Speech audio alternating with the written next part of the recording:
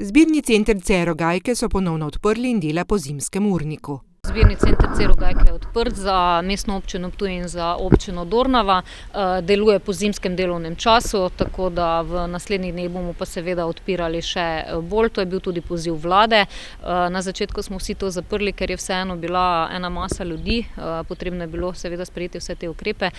Zdaj smo pa nekako dognali, da je pa potrebno, da ga odpremo in zato ga odpiramo. Za napovedano podražitev smeti si sicer želi, da do nje v tem času ne bi prišlo. Elaborat se pripravlja, nekako je nakazano, da zaradi dviga cen na drugih deponijah in seveda cene odvoza, ki niha, da bi do neke korekcije cene naj prišlo, seveda navzgor. Mi si zdaj prizadevamo delati izračune in še neke dodatne napore, da do tega ne bi rabili dražiti, ampak glede na zdajšnjo situacijo in kaj se nam dogaja in kakšne posledice bo to puščalo na gospodarstvo, pa se bojim, da se žal v prihodnje temu ne bomo mogli izogniti.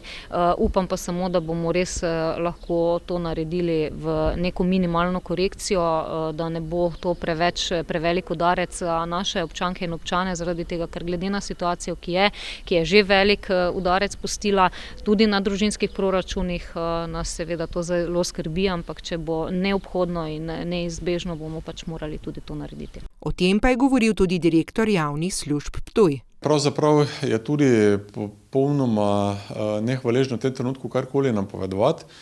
Namreč sprememba cen niti ni v naši domeni. Mi moramo v skladu z metodologijo, uredbo izračunati, kakšna bi naj bila cena, da pokriva vse stroške, ki nastajajo z ravnanjem z odpadki. Seveda pa je odločitev končna na strani občine, mestnega sveta, ki potem odloči, kakšna je končna cena in ali eventualno določen del cene subvencionira zaradi pač takih drugačnih nekih okoliščin.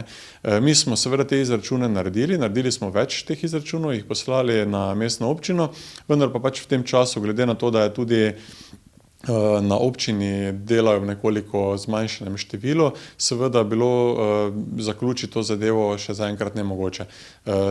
Ta usklajevanja potekajo, jaz mislim, da bomo v kratkem tudi prišli do neke rešitve in šele takrat bo mogoče dejansko napovedati, koliko ali če sploh bo prišlo do kakršnekoli spremembe cene.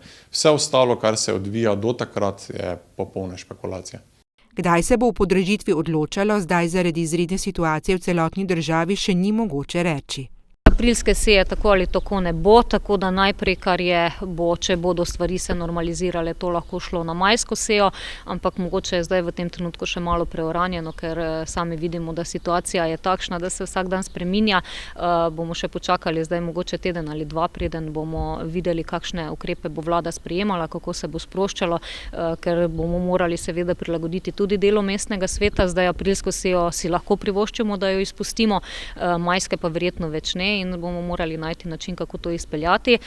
Seveda so tudi poslovniške omejitve, kar se finančnih zadev tiče, jih ne moramo določati in odločati o njih korespondenčno ali dopisno, tako da vsekakor bomo morali počakati, tudi če bo kakšna zakonodajna podlaga, da jo lahko izvedemo konferenčno.